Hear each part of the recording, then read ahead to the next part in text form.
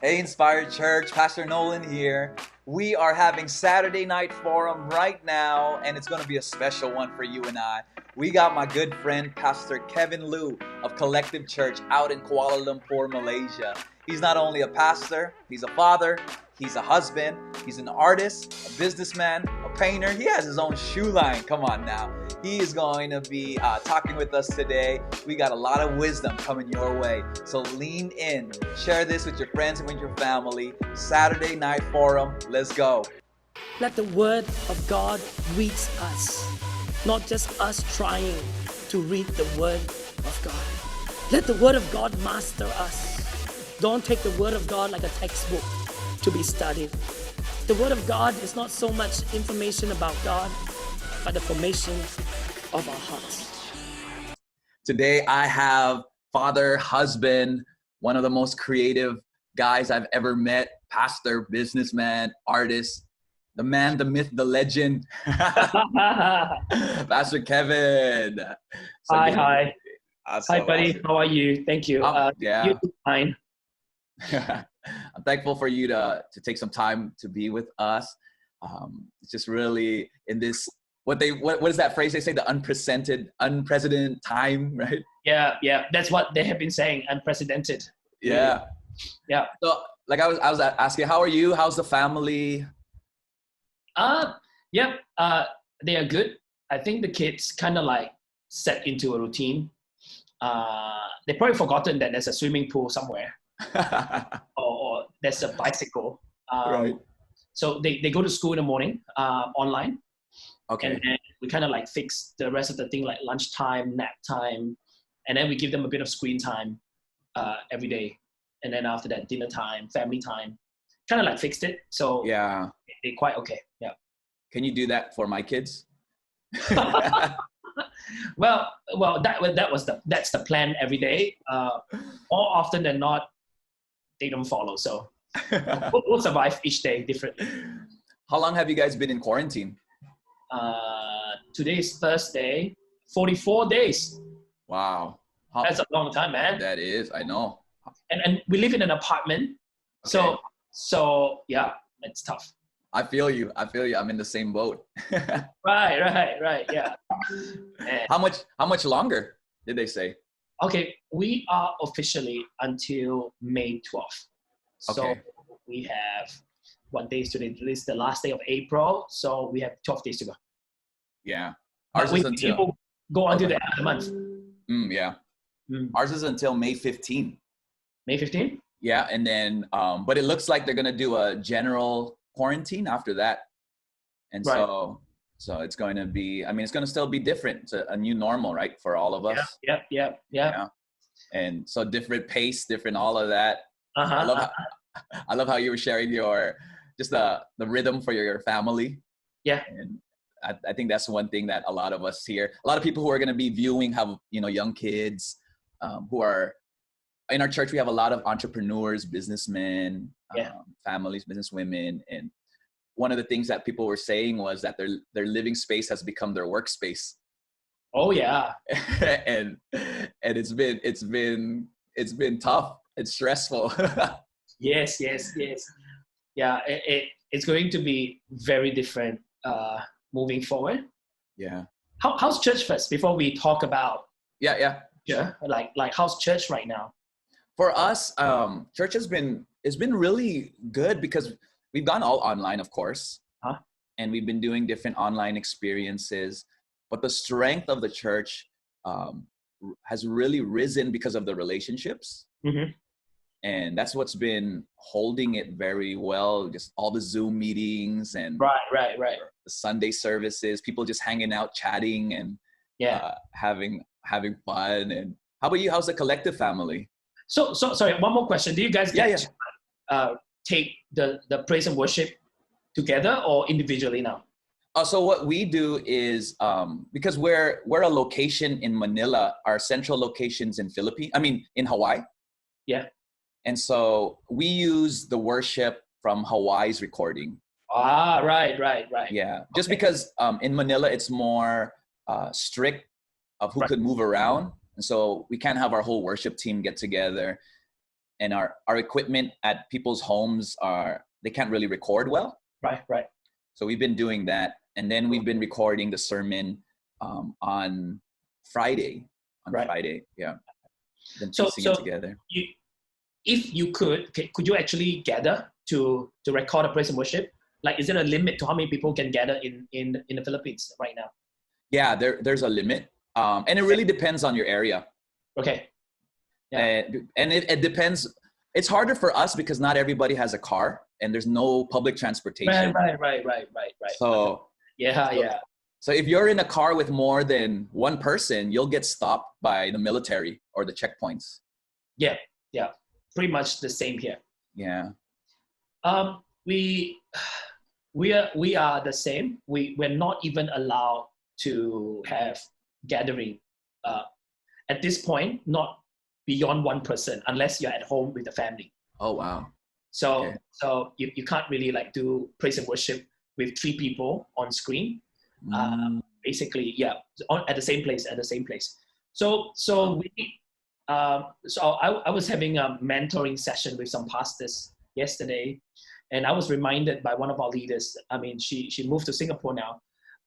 She told me that 5 years ago, I told her in a car, we were in Korea, maybe because we were in Korea, and she said, "Pastor, do you remember you told us that a day like this will happen?" Oh wow. Like, wow, like, did I say that?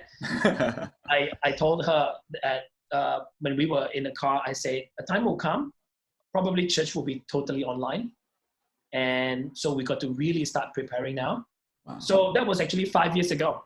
Wow. So what we did after we came back from that trip, I actually get like testimonies of lives being changed by God, touched by God, to be recorded in a video.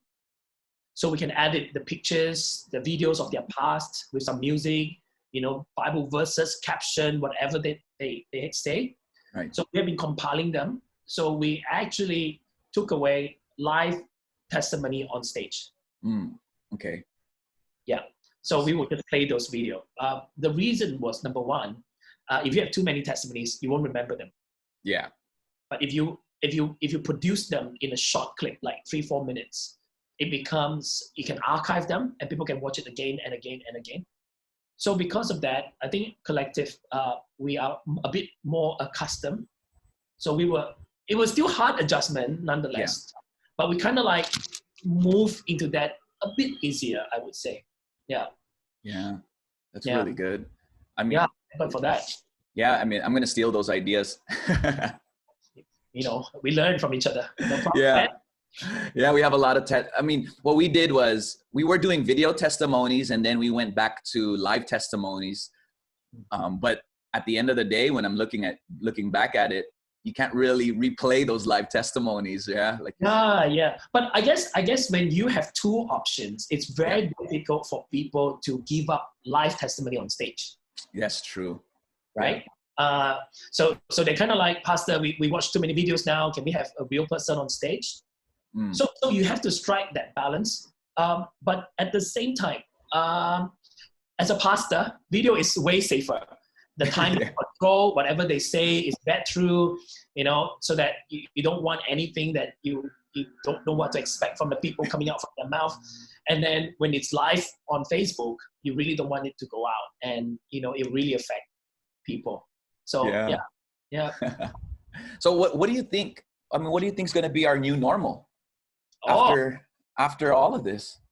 Okay, I think actually, because I have been preparing myself to speak to you today, I think one big benefit for Manila or Jakarta, like this really congested city, is the possibility now and the comfortable level of people actually doing connect group or cell group, whatever people call it, or live group, through Zoom. I think I know Manila is scary, like traffic, it's crazy, right? And it takes hours to get to a place. But because we were not in a lockdown, we were not forced to do what we're doing now, the desire to go to people's home for connect group and to meet people is always there. But I have been pushing this for a while now for our friends in Jakarta. I said, if I work from morning, I have to leave my house at 6 o'clock in the morning. If I work till 7 o'clock, 8 o'clock, and then I need, or maybe 6 o'clock if I finish work, I need 2 hours to go to my Connect Group leader's house and then do Connect Group. And then after that, take an hour or so to go home. It is not sustainable in the long run. Nobody could do it healthily. Even if you are really disciplined, is it the best use of our time? Yeah, that's good. I want to, put forward my thought that especially for churches in Manila, take advantage of what we have built in this season. The new norm is taking whatever that works now and make it permanent. To me, that's the new norm. So it forced us to remove those things that didn't work. Right. Just get rid of them.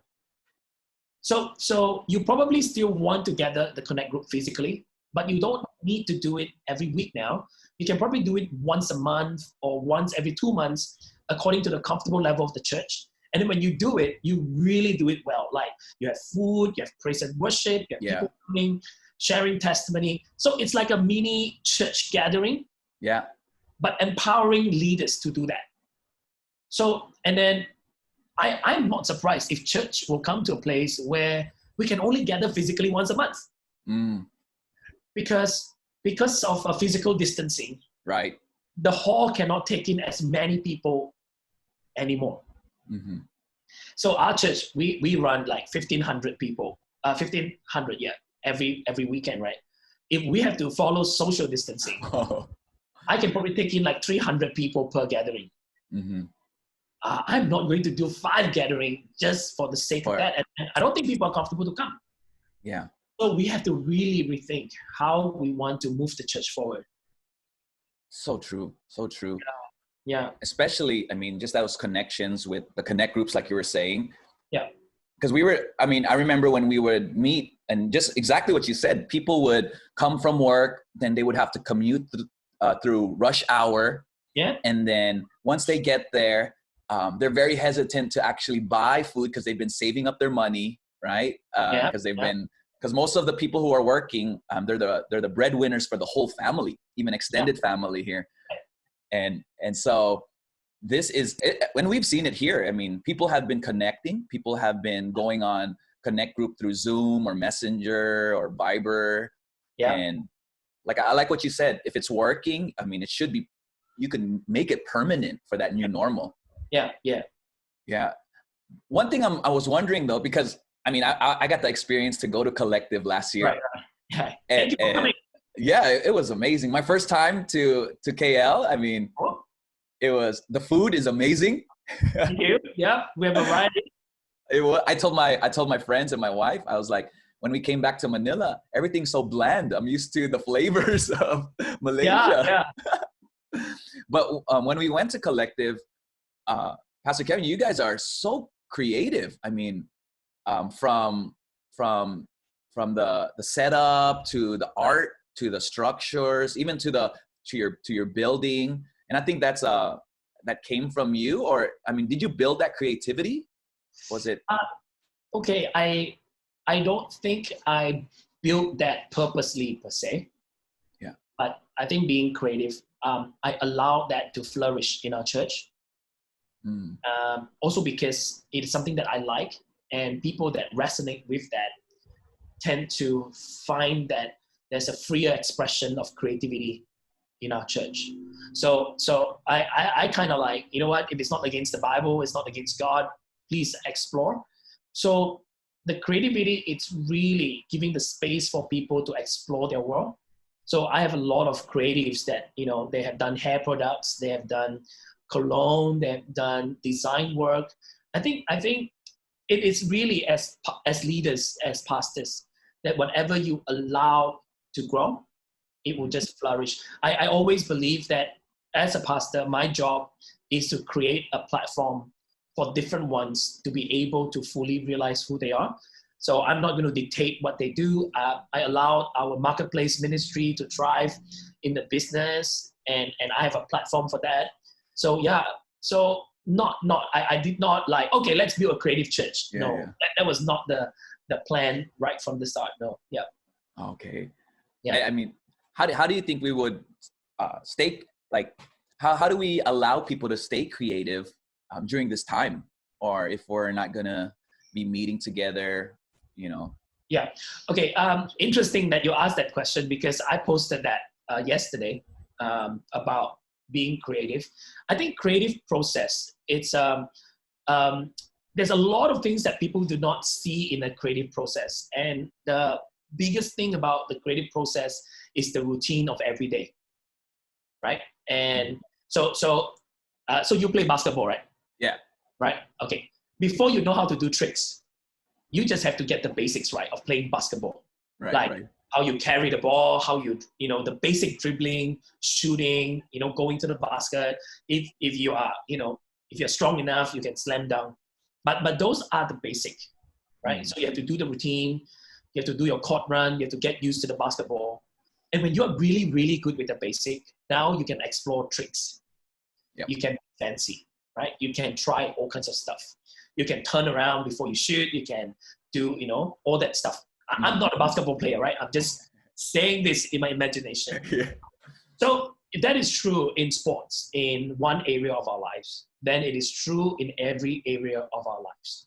So in terms of creative process, if we are in a lockdown, then you know that this is a time for all of us to focus on the basics once again, right? That means if I'm an artist, I got to keep painting, I could keep drawing, I could keep working with my hands and get used to the brush, the color, the canvas, the materials that I have. It is in doing those routine that creativity is often found in its gap. You get what I mean? Yeah. Yeah. So it is in just diligently perfecting your craft that then, bam, suddenly you get, oh wow, I could actually do this. Right. No, I could actually explore this. So yeah, if you are creative, you find yourself stuck at home and it's really difficult, it is really time to just sharpen your tools, perfecting your skill. Yeah. Yeah, that's so good. Because in our church, we have a lot of musicians also. I'm sure. Lots of musicians. And one of their worries right now is they don't have any gigs, right? But I think that's such an encouragement that at this time, sharpen your tool, work on those foundations. So when this is done, you're actually better coming out of it than when you were starting. Yeah. Musicians, right? Like pianists or one of the key thing is to practice your scales, right? Just get your scales foundation right. So this season is really where you do the scales well. Now, but the reality is if you don't get gigs, you don't get paid. Yeah. What do we do, right? To address that, I think what we need to do moving forward, because if it's already happening now, we can't do much about the past. We can change now for the future, is that we got to learn to make sure we have a certain amount of savings in our lives that can carry us through this difficult time. So because if you have some savings, then you are not too uptight. And if you're not too uptight, you'll probably be more free in creating. Right. So you don't have to worry about the basic. So moving forward, if you have a gig and you get a sum of money, use those to buy food, whatever you need, but make sure to keep some, Yeah, that's really good. Yeah. It's important, yeah.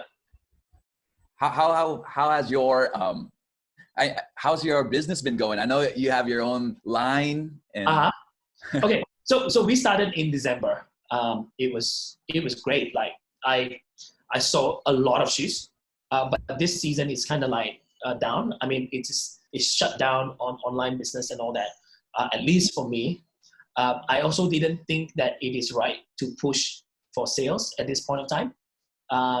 The good thing about shoes, and they are classics, the one that I make them, they won't expire. So I'm not so desperate to push for sales.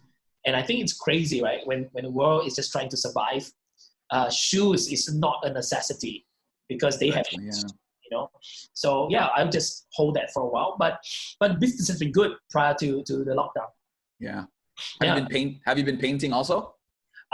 Not big ones. I've got some jobs coming in actually. So I didn't get all the canvas ready before the lockdown. So yeah, I can't work with much, but I've been doing some painting with the kids. just to show them how to do art. And yeah. Yeah. For those who are watching, Pastor Kevin is also an amazing painter. Pastor Kevin, how did you get into that? Like, I mean, I saw the designs that you had. Amazing. Okay, I started painting when I was a kid. Like, I go to like an art school when I was younger. Oh, okay. And that's where I learned all the basic technique about getting used to colors and, you know, how do you churn out a color from a picture that you see? All the things that you learn while growing up. So if you see a tone, you know it is made up of this color and that color. There's not really like a formula, you know, like how do you get that? But it's really through the years of, you know, the teacher is like, all right, paint this. And then if you get it right, she will tell you you got it right, right? But if you really can't tell what color it is, she will tell you mix this with this. You know, and cobalt blue with ocean green or whatever they call it, right? And then you get used to it. So I've been painting like from all the way till way past high school. But when I became a pastor, I kind of like stopped because it was just too busy. And then I restarted it again about 6-7 years ago. Wow. Yeah. So it kind of like really took off really quick after that. In that short span of time. Yeah. Yeah. So good. Yeah. How do you do, I mean, before the quarantine, how did you find the time to lead a thriving church, start, you know, the shoe line, continue painting, like, and when I talked to you and when I met you, I mean, you were one of the most relaxed person I know. You always tell me to slow down and, you know, and watch your pace. Yeah. I am big on slowing down. In fact, if we have another session, we have time, I want to talk about the church of the future. Okay. It's a slow church. And I totally believe in it. I will explain a little bit afterwards. But I think, okay, firstly, in the context of Kuala Lumpur, where our church is and where my home is, I don't have to travel. I don't have to spend a lot of time commuting. Yeah. So that's one big blessing, right? Secondly, actually, if you put your heart to doing something, we actually have a lot of time every day. Really, I believe so. Because if we are too busy, Nolan, if two of us are too busy today, and we just say, you know what, I am so busy, I can't do anything else. We are actually saying that the church will not grow anymore. And we can't do anything else because I'm already up to my ceiling. Wow. Right? Yeah. So there's really a lot of space. So in my work, I lead meetings and I plan ahead for the church. I prepare materials, I write. And there are gaps. There are gaps where, so say I finish. So this afternoon, I'm going to do recording for our weekend. Okay. So in between those time while waiting, sometimes I just thought, hey, you know what, maybe I can try to do this. So I will begin to explore an idea and then I will try afterwards when I have a bit more space to translate that into a canvas. So it is an ongoing process. I don't have, okay, today's Thursday, it is art day. Tomorrow's Friday, it's shoe design day. So when I'm flying, you know, I used to fly so much and I'm at the airport, I'm waiting for the boarding and I look around, I see shoes that people wear. Oh, that looks cool. I kind of like, all right, I like to see that in the shoes that I'm wearing. And I see another pair of shoes. I kind of like combine ideas, put it on my iPad. And then if I have enough combination of what I really like, I will send them to my factory in Indonesia. I'll talk to them and then we'll choose material. So it's kind of like a process that is an ongoing thing. Like right. At the back of my mind, to me, it is the same thing. Creating a pair of shoes or a painting or writing a message. To me, it is the same process of crafting all the various elements that you have to turn it into a beautiful story. Love it. Yeah. So yeah, that's why I don't know how to answer people because they're like, you're busy, you do so many things. But really, it doesn't take that much time. Unless I'm commissioned to do a big body of work for a hotel, like a painting. I really have to be there physically to get the job done. Otherwise, all this is an ongoing process in my life. Yeah. Yeah. Yeah. I love that. I mean, like the same thing, like you were sharing how it's kind of like when you craft a message and it's the same as, you know, building your art or this. Like for me, it's hard for me to just sit down and say, okay, this is my time where I'm just going to write my message. And then I only have 2 hours or 3 hours. Exactly. Yeah. But like you said, like throughout the day, ideas come in, I'll capture those ideas and they start coming together. Yeah. Right? Yeah. That's so true, right? I mean, I have never sat in one sitting and, okay, I'm going to start writing now and it will finish in 2 hours time. I probably collected thoughts and read books and jot down in notebooks or in my iPad or somewhere, or books that I've read. And I'm collecting them because not all of them can be used for this message, right? Mm-hmm. Some of them may be for future messages, some stories, illustration. Yeah. So it kind of like, it's a lifelong work. You know, you what you preach on Sunday, it's not what you wrote on Thursday, for example. Yeah. You get me? It is your whole life, buddy, right? It's your whole walk with God, experience, and everything. Yeah. Oh, yeah. So good. I think that it's so interesting how that principle goes into every area, right? Songwriting, you know, creating your business, even with your family, you know, creating those rhythms. I mean, what if you've been, I got a lot of people who have been trained to be like, that fill in the, right? You got too much space here, push in more work here. And like, how do you, and like for me, even in the quarantine, I felt like I got busier because I'm trying to fill in, you know, this and this and this. How do you just make sure that you're in that right pace or that right rhythm? Maybe not even in ministry or church, but just in life, you know? Yeah, I think if you I guess it's very different, right? If you're working for other people, there are demands to be met, you know, the requirements and all that. I think you should know how much you can push yourself, right? Some people gave up because they're just lazy, right? Yeah. Some people have to change job because it is just being unreasonable anymore. Right? It is impossible. I can't do that. And I need a change. So whenever people hit that point, we have to be really honest with ourselves. Am I really changing because this has gone too much? Or am I changing because I just don't want to try anymore? Right? Wow. Yeah. The reason I say that, because only you know what you are projecting to other people. Right? If I'm a pastor, right? If I tell you, hey, pastor, you know what? My company is just not reasonable anymore, I'm moving on. The pastor will believe you, right? Because what you say. But maybe the company is just wanting to stretch you just a little bit more. But you're lazy, right? You don't want. Okay. The reason why I say that is some people, when they are being packed with stuff like bam, bam, bam, bam, bam, we need to know that that is a rhythm to a lot of things in life. The question is, are you used to that rhythm? Or is it really unreasonable rhythm? Right. I would think, if you ask me, the reality of going to school, like from morning to afternoon, is really to condition us to a working life in the future. And you just have to get up early in the morning and go to work. Yeah. If growing up, you're conditioned to only go to school like 2 times a week, you probably find it really hard to suddenly jump into a 5-day week kind of a work week. Wow. Yeah. Right. Yeah.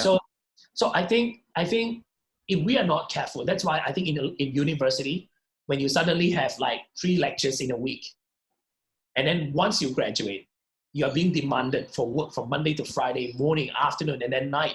You're required to stay back. A lot of people lost that momentum, the momentum of doing the regular thing. So some, it's really too much. Yeah. You know, it is really out of sync with your life, out of pace, you should change. But some, maybe you just need the bang, bang, bang, bang, bang. I hope that answered the question. Yeah. Oh yeah, it definitely did. Yeah. I think, like you were saying, I think sometimes we feel like it's too much because we just can't spot those open areas because we fill that with nonsense, or we feel that we're like we may not be disciplined for the right rhythm, right? And Wow, that's really good. I love how you said about the school training us for the future, just that schedule. It's so Yeah, true. It's so yeah, true. yeah. So right, I read this article that says what causes mental anxiety in the modern society is actually working from home, Wow. right? Uh-huh. Because they found people that work from home do not have a consistent rhythm. So Yeah. what happened is they work for way too long. I mean, we are all feeling it now, right? Yeah. This is like a test project for all of us right now. How it feels like to work from home, right? Because when we see pictures or videos of people working from home, it's always so cool. They're in their pajamas, they're on their bed, they're working on the computer. It's like, wow, that's like the dream. But what happened is they actually work too long. So they like the fact that, okay, I don't have to wake up early in the morning. I can wake up whenever I want, whatever time I want. And that's like afternoon, right? So maybe 11 o'clock, they wake up and then they kind of like, have their coffee and, and all the imagery that they have. And then they work till afternoon, 4, 5 o'clock, and then they have their lunch. And then kind of like, all right, so I'll chill out a bit, maybe do some yoga. And then 8 o'clock, I kind of like continue. And then I start working till like 10 p.m. I'm still at home, right? I'm still at home. Right. And then at 10 p.m., kind of like, all right, I need to take a break and say hi to different people. Because I'm a creative, so I function really well past midnight. So I work from 12, like 2 a.m. till 4 a.m. That is my zone. And then you wake up 10, 11 the next day again. Yeah. The problem with this setup is you have lost the demarcation of when it's work life, when it's family life, and when it's social life. Mm-hmm. So when you mash them together, you realize that suddenly all your friends, they're not free when you're free. You can't do hangout. So working from home is actually way harder. Like you have to be even more disciplined to do well with that. Yeah. Yeah. Wow. Yeah. I want to address all of the artists and people in our church who are using I'm an artist as an excuse to be lazy and wake up super late and no, but it's true. Especially with this new rhythm, right? Like I didn't even realize that how you mentioned that we lose that time with connecting with friends because we're not on the right schedule. And that's so true. It's actually very selfish, right? If I'm working in my church office, if I have lunch at 3 p.m., right? Very selfish because then when people are working and they come look for me, the pastor is not in because it's his lunch because he wanted to keep his own schedule, right? Wow, yeah. So we have to actually think about, because we don't exist individually, we are all interconnected. Yeah. That is so good. Thank you. All right. Last one, Pastor Kevin. No problem. What's the greatest lesson you're learning right now? Sorry. What's the greatest lesson that you've been learning right now, just in general? Yeah. As I mentioned earlier, I talk about the church of the future is slow. Yeah. Slow not in terms of speed. Slow in terms of focusing on what takes time to grow. Wow. Yeah. I think with this whole new thing that's happening right now, I think mega church is going to be a thing of the past very soon. Because when the church gets too big and grow too quick, I've been there, I've done that. You really don't focus on a lot of things that are really, really way more meaningful. So I've been thinking about this a lot, and I'm very careful about this. I don't want to come out like, oh, you don't want to grow now. It's not true. I want to grow in areas that are way more meaningful, like growing a disciple, for example. Nolan, I know you came back from Hawaii, back to Manila, but you have years that you have been discipled, you've been molded to be who you are. You are not a product of one revival meeting. Somebody laid their hands on your head and bam, you got a calling, bam, you got everything, bam, you moved to Manila. Right. If you were never prepared by God in a way that is different from how you've been prepared by God. And I have not been prepared by God different from you. I went through the grind. I went through years and years and years of working with pastors over my life and served them and did everything. Why do we actually somehow think that our future leaders can actually grow faster than that? Because if at the back of our mind we entertain growing the church quick, then we want to make them into a McDonald's patty, like bam, cooking butter, bam, bam, bam, bam, bam, churn out, churn out, churn out. Yeah. There's no part in the scripture that says grow the church quick and grow the church large. Slow means really take time to disciple somebody, to read the scripture with somebody. And if we don't, God doesn't have time in his realm. In eternity, time doesn't exist. And God wants to walk with us for all eternity. So it's going to be, it's an eternal focus. It's not temporal. Because when you want to grow fast, we have to admit it. You're a pastor, I'm a pastor.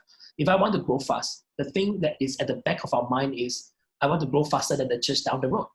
Because fast, if you're not comparing, how do you know you're growing fast? Yeah. There must be a measure, right? There must be a measure. How do I know I'm fast? By knowing that somebody is slower than me. Right? Yep. If you are the only church in town, right? Yeah. And you are 50 people, and next year you are 55 people, and the year after you are 60 people, who is going to tell you that you're fast or you're slow? That's just the pace that it is. Right? But if we are in a city where the church down the road was 50 people and you were 50 people, and they became 300 people and you are 55 people, then, I am slow. Yeah. So now I don't want to be slow anymore. I want to be fast. I want to be 1,000 people. So at what expense of us trying to achieve that? Yeah. So it's difficult because you don't really churn out disciples that are mature, that can walk with God through good times and bad times. So yeah, and this pandemic is really forcing us to relook. There are so many things that I think about this period of time. Look at what we're doing now, right? Right. There was nothing to stop us from doing this from the time I met you last year. Yeah. We never did it. Yeah. Right? We never did it, right? So what this pandemic is telling us, that more and more barriers are being broken. Nobody cares what church you come from. Nobody cares. All right. But why then is the church building up barriers to say that this is our program or that is their program?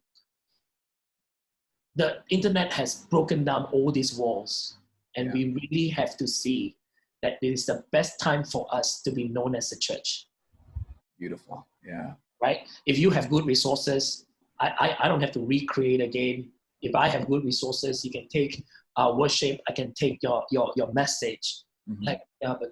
So I think it's difficult. Maybe I'm too idealistic, but I really want to see that being broken down. I love it. I love your heart, Pastor Kevin. I love just your forward thinking, and it's true. Like these barriers are being broken. Yeah. And we really gotta assess, right? We gotta assess our own drive, our own heart, and see if we are really focused on the mission that God has given us, or beating the comparison down the road, right? Exactly right. Yeah. I mean, think about it, right? Just even in your own church, you have a Zoom meeting, and one guy that is not from your Connect group, but is from the church, he wants to go into that Zoom meeting. How are you going to stop him? Right. Sorry, man, you are not from our Connect group. I'm like, no, but I like to be where you guys are. Yeah. Before this, it was impossible for me to get there, but now in the comfort of my home, I can join you guys. Like, there's really no more barriers. Yeah.